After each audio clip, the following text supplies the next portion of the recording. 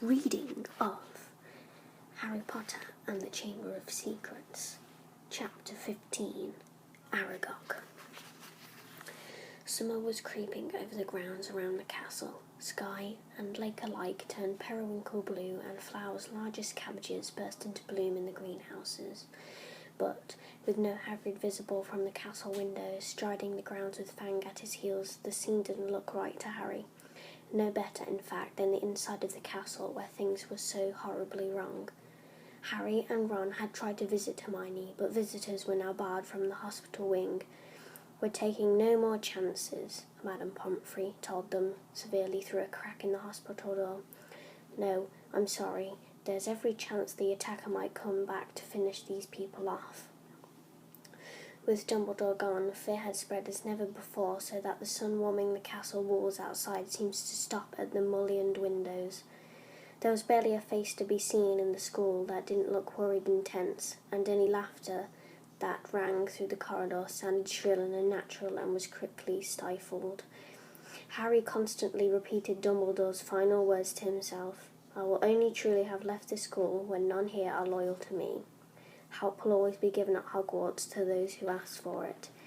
But what good were these words? Who exactly were they supposed to ask for help, when everyone was just as confused and scared as they were? Hagrid's hint about the spiders was far easier to understand. The trouble was, there didn't seem to be a single spider left in the castle to follow. Harry looked everywhere he went, helped, rather reluctantly, by Ron. They were hampered, of course, by the fact that they weren't allowed to wander off their own, but had to move around the castle in a pack with the other Gryffindors.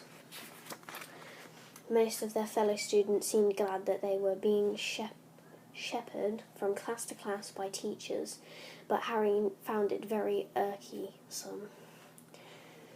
One person, however, seemed to be thoroughly enjoying the atmosphere of terror and suspicion. Draco Malfoy was strutting around the school as though he had just been appointed head boy. Harry didn't realise what he was so pleased about until the potions lesson about a fortnight after Dumbledore and Hagrid had left, when, sitting right behind Malfoy, Harry overheard him gloating to Crabbe and Goyle. "I always thought Father might be the one who got rid of Dumbledore," he said, not troubling to keep his voice down. "I told you he thinks Dumbledore's the worst headmaster the school's ever had. Maybe we'll get a decent headmaster now, someone who won't want the Chamber of Secrets closed. McGonagall won't last long. She's only filling in." Snape swept past Harry, making no comment about Hermione's empty seat and cauldron. "Sir," said Malfoy loudly, "Sir, why don't you apply for the headmaster's job?" "Not now, Malfoy," said Snape, though he couldn't suppress a thin-lipped smile. "Professor Dumbledore has only been suspended by the governors. I dare say he'll be back with us soon enough." "Yeah, right," said Malfoy, smirking. "I bet you would I expect you to have Father's vote, sir, if you wanted to apply for the job. I'll tell Father you're the best teacher here, sir." Snape smirked as he swept off around the dungeon, fortunately not spotting Seamus Finnegan, who was pretending to vomit into his cauldron. "I'm quite surprised that the Mudbloods haven't all packed their bags by now," Malfoy went on.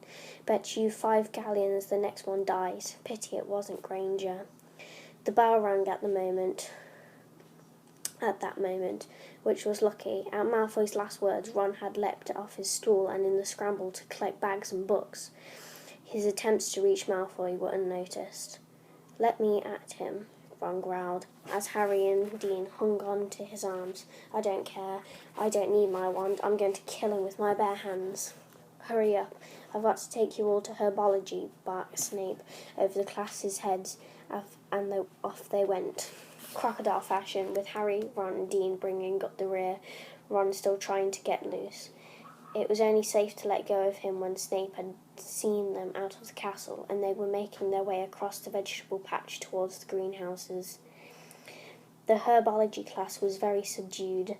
There were now 2 missing from their number, Justin and Hermione.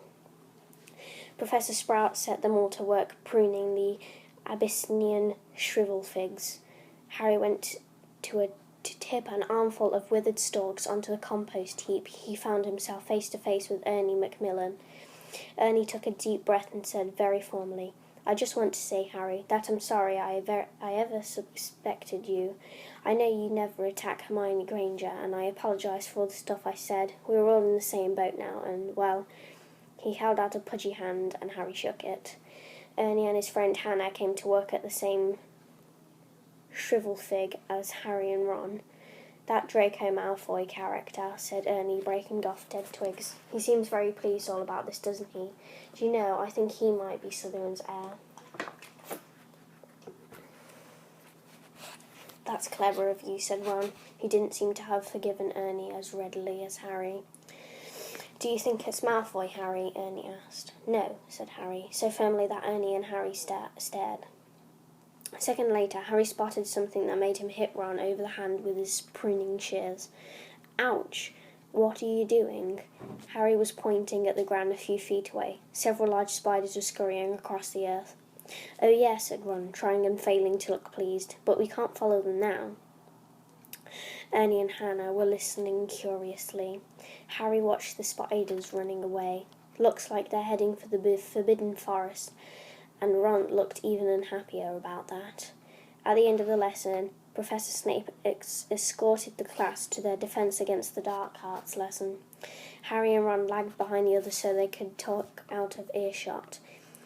"We'll have to use the invisibility cloak again," Harry told Ron. "We can take Fang with us. He is used to going into the forest with Hagrid.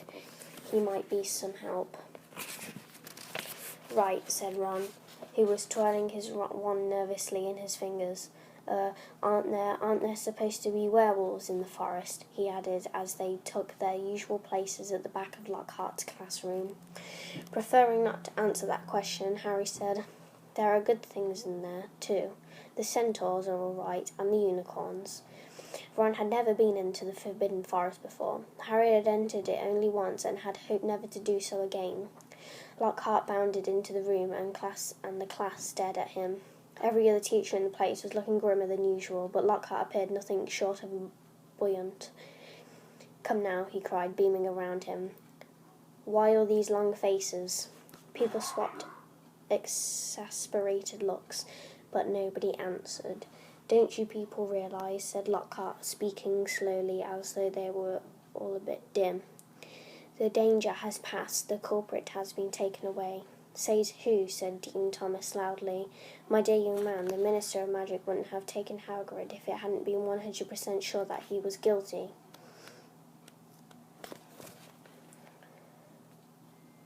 Said Lockhart, in the tone of someone explaining that 1 and 1 made 2. Yes, he would," said Ron, even more loudly than Dean. "I flatter myself I know a touch more about Hagrid's arrest than you do, Mr. Weasley," said Lockhart in a self-satisfied tone. Ron started to say that he didn't think so, somehow, but stopped in mid-sentence when Harry kicked him hard under the desk.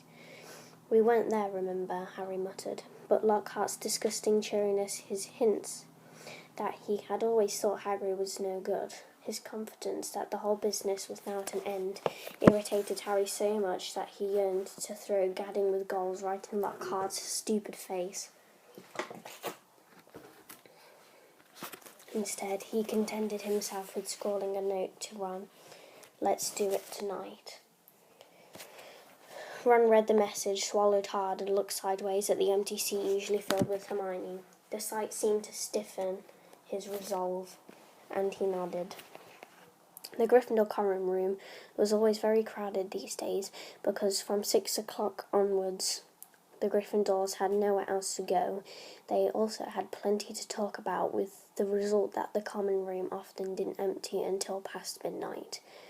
Harry went to get the invisibility cloak out of his trunk right after dinner and spent the evening sitting on it, waiting for the room to clear. Fred and George challenged Harry to a few games of Exploding Snap, and Ginny sat watching them, very subdued in Hermione's usual chair. Harry and Ron kept losing on purpose, trying to finish the games quickly, but even so, it was well past midnight when Fred, George and Ginny finally went to bed. Harry and Ron waited for distant sounds of 2 dormitory doors closing before seizing the cloaks, throwing it over themselves and climbing through the portrait hole. It was just another difficult journey through the castle, dodging all the teachers. At last they reached the entrance hall, slid back the lock on the oak front doors, squeezed between them, trying to stop any creaking, and stepped out into the moonlit grounds. "Course," said Ron abruptly as they strode across the black grass. "We might get to the forest and find there's nothing to follow. Those spiders might not have been going there at all. I know it looked like they were moving in a sort of general direction." But his voice tailed away hopefully. They reached Hagrid's house, sad and sorry-looking, with its blank windows. When Harry pushed the door open, Fang went mad with joy at the sight of them. Worried he might wake everyone in the castle with his deep booming barks, they hastily fed him treacle fudge from a tin on the mantelpiece, which glued his teeth together. Harry left the invisibility cloak on Hagrid's table. There would be no need for it in pitch-dark forest. "Come on, Fang, we're going for a walk," said Harry, patting his leg, and Fang bounded happily out of the house behind them, dashed to the edge of the forest and